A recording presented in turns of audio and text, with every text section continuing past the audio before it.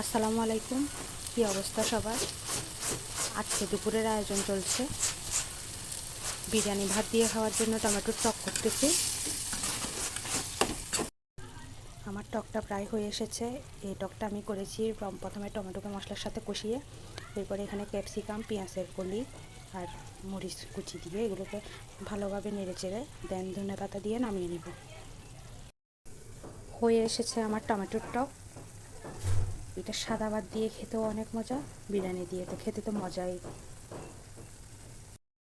এখন রান্না করতেছি মুরগির গিলা কলিজা হাড়ি দিয়ে একদম কষানো করে রান্না করতেছি।